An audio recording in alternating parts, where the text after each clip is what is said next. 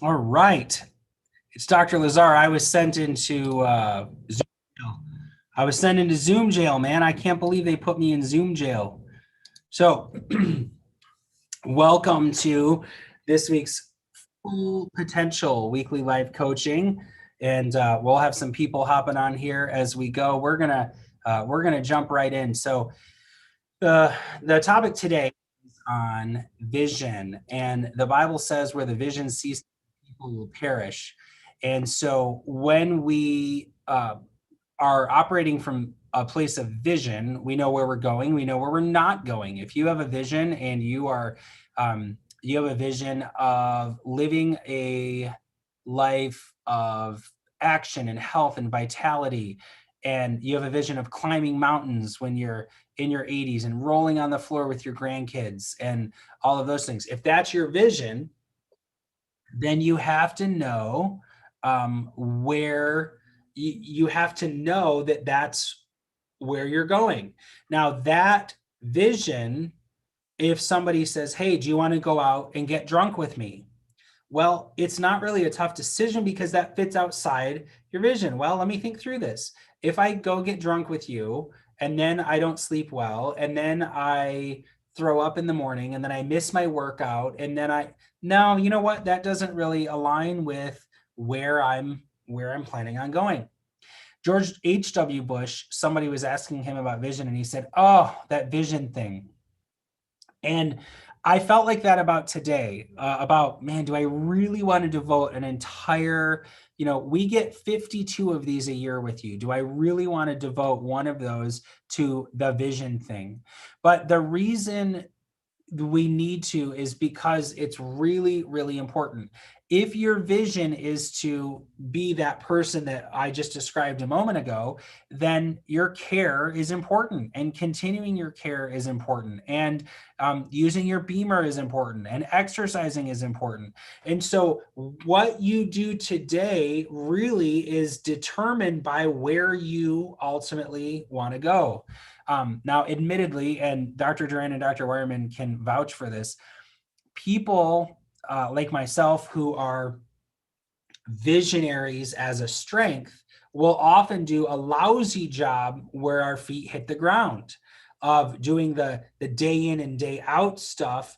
That's death by a thousand cuts to a visionary, right? And there's nothing good or bad about it. It just, we all have different strengths and all have different weaknesses with how we do our work. But it makes me grateful to have Dr. Duran and Dr. Wireman on our team because they are much more stabilizing than I am. I am not a stabilizing force for anybody or any organization. I'm a throw a bomb into it and let's do it and let's figure this thing out and we'll settle the pieces where they make. And you know what? That's fine too, because that's the way God made me. It's totally okay. So the idea behind all of this is where we want to go, first of all, has to be clear. The number one problem I see with people's health, meaning they have an absence of it, is they never got clear on where they wanted to go. They drifted into disease and dis-ease and disillusionment and sickness. They drifted there. And they think that they're going to drift out. And it's never happened, and it's not going to ever happen. You will never drift out of a crisis and come out thriving. You might come out of it, but you're not going to be thriving. And so, as individuals and as leaders, we are all leaders, whether we're just leading ourselves, which is the hardest thing to do, or whether we're leading other people, which is equally hard to do. We can just fake it a little better. Is we have to get crystal clear on literally this question: what do I really want? And somehow our mothers, fathers, teachers, preachers taught us growing up that what I want is selfish. Don't be selfish or self-centered or worry about what you want. You worry about other people. In fact, in Sunday school, we learn the acronym JOY: Jesus, others, you. You are last. Do not worry about what you want. Okay, I think there's some value in that, but doesn't the world line up for a person who knows what he or she wants? When we see these big visionaries, if I mentioned to you Oprah Winfrey, you could tell me, right or wrong, you would have some idea of what she stands for. If I tell you Donald Trump, you would have some idea what he stands for. If I tell you Barack Obama, you would have some idea what he stands for. These people that have made it into a place, a position, a scene where they are getting to carry out their vision only happens when they are clear on what they really want. But that applies to us in our daily life, where we have to be crystal clear on what we want. If you want to reverse arthritis and have enough energy to play with your grandkids, great. That helps us know what schedule you need. If you want to have your life not suck and hurt a little bit less, but spend as little as possible, okay, that's a totally different vision. And aren't they both okay? They're just totally different visions. Now, one of those I'm much more attracted to, and the other makes me want to throw open my mouth, but that's just the way I'm wired. It doesn't mean that's wrong for somebody else, right? And so we have to be crystal clear on what we want. The second thing we have to do is we have to be crystal clear with those around us. And I will tell you, admittedly, and I mean, if these guys on here nod their heads, I would completely understand, is that where I'm not strong in this is clearly communicating that to other people over and over and over and over again. See, Dr. Duran just gave me a face push.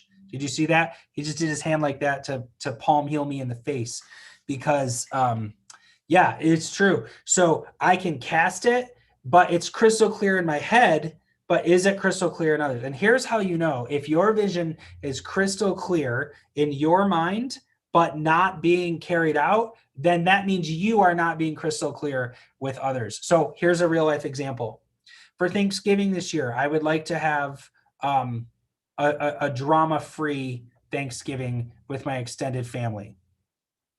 Okay, great. So, hey, everybody, I want a drama-free Thanksgiving with my extended family. Now, see, that sounds very clear. It's clear in my head. I just said it clearly. But what if we show up and there's a ton of drama? Well, where's so-and-so? She's late. Where's so-and-so? She didn't bring the green bean casserole. So-and-so didn't cook the turkey right. What is the, right? Well, wait a minute. I said I want a drama-free Thanksgiving. And people go, you're getting it. This is drama-free. And I say, no, it's not. You guys are being jerks to each other. And they say, no, we're not. We didn't bring up anything about her divorce. You said no drama. We didn't bring up the divorce. And I'm like, no drama means no drama. And they're like, this is not drama. She was late and she sucks and he has a bad attitude. And that's not drama. I'm like, well, it's drama to me. So it's not being carried out because I wasn't clear. What if instead I said, you guys, I really, really, really see Thanksgiving as a time for us to get together and be grateful. Now, we should be all the time. We should be practicing gratitude on a regular basis. But this is a time where we can do it in a corporate setting where we can all be together. What that means for me is I would like you each to pick a dish you're going to bring. And I don't even care what it is, but you pick the dish and make sure it's a dish that doesn't, offend anybody else, right? Like we want to be thoughtful and humble and courteous about it. And make sure that you plan ahead and make sure that you show up on time, because what I want is togetherness and unity and love. And I don't want divisiveness, and I don't want people bickering with each other. And I certainly don't want drama either. I don't want to talk about past stuff or things that bother us. Let's set this one day aside to get together and love on each other and be grateful for what we have and celebrate. Can we do that? Would you guys be okay if that's what our Thanksgiving looked like? Do you think those would get different results? Now, in my mind, drama-free and the second explanation are exactly the same. They mean the exact same thing. But I can't expect you to know what I mean unless I'm willing to explain to you what I mean. One more example. My dad comes across very harshly in service relationships. So at a restaurant, for example. And so he has beliefs like we all do. And his beliefs are that if he doesn't really explain it to you in such a clear way that you can't confuse it, he's not going to get his food correctly. He's not going to get it right. And his service is not going to be the way he wants it to be. Well, I don't disagree with him on that, but his strategy is very off-putting to people. And he won't mind me sharing this example, but we were out recently and he said, excuse me, come here. He said, we got to wait way too long to get service, don't we? Come here, please. right? Now, I agree with him. We had to wait way too long to get service. But this strategy, that thing, not the best idea. And so he does that. She comes over, and then he orders, and he says to her, "I want my fries well done, well done. I don't like them mushy. They're never cooked enough. I need them extra crisp. You got it? Did you write it down? Extra crisp, right?" Well, she was sweet and gracious, which is cool. And she walked away, and my dad said, "I like her." And I said, "You couldn't tell." He said, "Oh, impossible. I like her. She's a good server." Well, Dad, you just kind of threw her under the bus and behaved as if she was never going to get anything right in her entire life. And she probably feels about that big right now. No, there's no way she feels that. No, Dad, trust me, there is a way. And so I actually circled back, and ironically, she did very much feel like he was angry with her, and he was combative, and he was frustrated. Now, she was very sweet about it. But what if instead he said, "Sweetheart, here's the deal." And she was pretty young. I don't know that I use that word, but it just came out. Um, you seem like an excellent server. You seem very attentive to me, and I can tell that you're going to provide great service, and that's important to me. So I just want to thank you already. I can already tell that about you. The problem I have is you don't cook the food. You're paying attention. You're very attentive. I'm not sure the cooks are, and I'll tell you why. The last 3 times I ate here, my steak was cooked wrong and my French fries were soggy. And I believe that if I explain that to you, you will make sure they make it right. Now, I don't know if I'm right about that, but if I task you with having my meat cooked medium rare and have my fries crispy, could you communicate that in whatever way you need to so that the cooks get it right? Because I want to set you up to win. If it's not right, I'm going to be annoyed, and I don't want to be annoyed with you. I know it's not your fault, but can we do that? Can we team up to make sure that my meal goes according to plan? uh, he Same vision, but just communicated very, very differently. So, you know how pastors preach about things they need the most? This is what I need the most. This is what I need to do much better at, and I'm aware. But I think it's very important for me as kind of a tour guide, as a team. I'm on a team of tour guides. Dr. Duran, Dr. Wireman, and I are leading you to your full God-given potential, as much or as little as we're allowed to. But that definitely involves us learning and stretching and growing. And so this is a personal process I'm taking. I'm not there. I haven't figured it out. I kind of know where I'm screwing up, and that's sort of the nature of this. But I felt really compelled to share that with you here live, and those of you that are streaming this and those that will watch the replay later, that how we have to be clear on the vision, and we have to communicate that vision very clearly. And I think if we do better with that, I know that your care will be better here if we know where you want to go, and we can help you get there faster. So help us help you. Be crystal clear with what you want out of your care. Let us know that. And we're all three very committed. Our entire team is committed to getting you there. If we don't get you there, sometimes it's just that we didn't know that's where you wanted to go. And so I do think in life, where we want to go is our responsibility, and we can assemble a team. We want to be that team for you and your friends that aren't in here yet, and your family that's not in here yet. We want to be that team for you. And those that will allow us to just communicate clearly with us so that we can join you in that and have that impact. Dr. Duran, Dr. Wireman, if you have anything you'd like to add, please unmute and do that at this time. No pressure either way, but if you do have something, we certainly all love to hear from you. And if you don't, we can open it up for questions. And when we're done with those, we can sign off and get on to our amazing day. So any comments from anybody, any questions? Well, I still don't have water. Oh, Lord. Well, you got to cast a better vision about why you need water. I'm just kidding. Well, I think everyone needs water. I'm sure you understand that. So I guess I need a new well pump after all. But I guess one of the biggest things, I know I need more exercise. This whole last 3 or 4 months has been a real downer as far as that kind of thing is concerned. And as I've told you before, my house is on the side of a hill. just walking down across the street to get my mail and walking back up, and there are 14 steps to get up into the house. And I will, particularly in hot days like today, by the time I get in the house, I'm exhausted. And I don't like that. I do drink close to a gallon of water a day. So I know it's not that.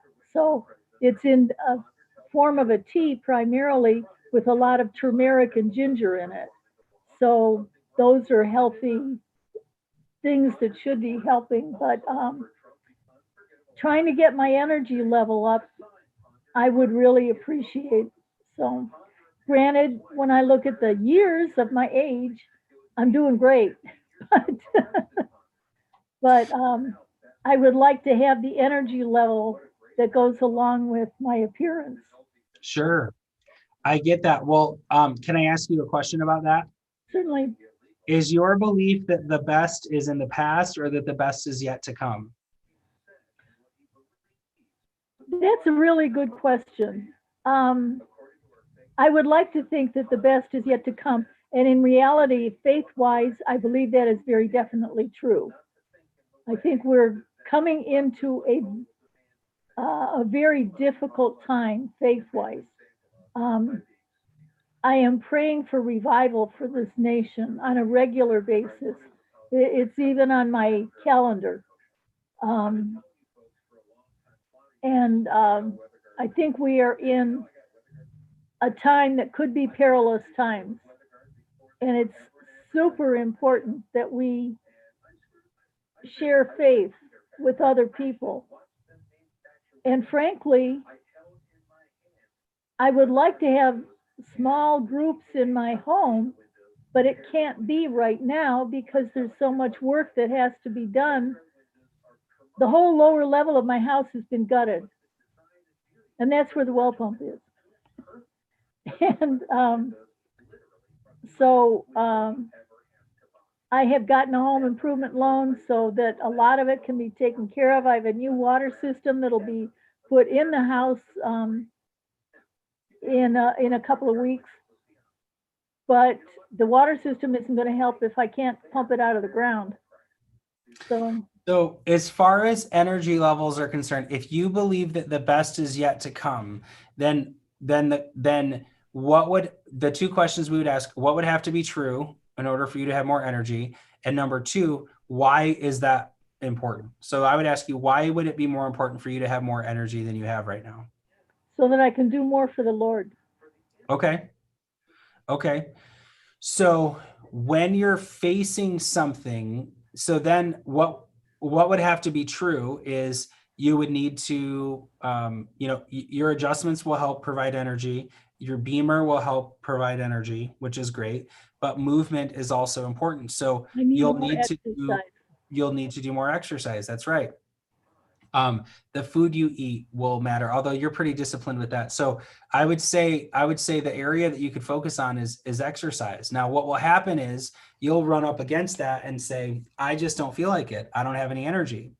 What you do to get you to push through that is you ask yourself, you remind yourself again, why is it important for me to have more energy? This is what you can do to get unstuck at any time. Why is it important for me to do this exercise?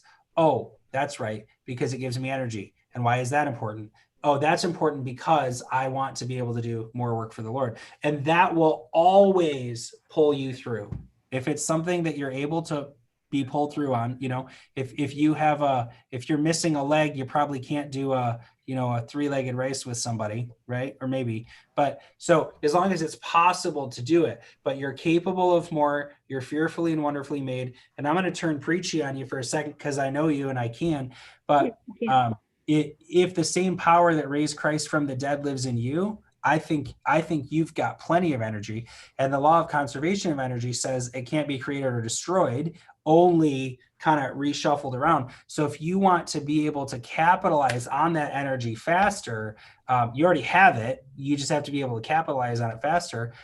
Just life is motion. Just get in more motion when you don't feel like it. Remind yourself why you're doing it. When I was writing my book, I didn't have time. I didn't feel like it. I would hit, and and I would just sit down and I would ask myself, why is it important that I write this book? Oh yeah, because people need hope, and this is how I got it done. And then I could get right in. So that's how you can get through some of the sticky points that aren't always fun.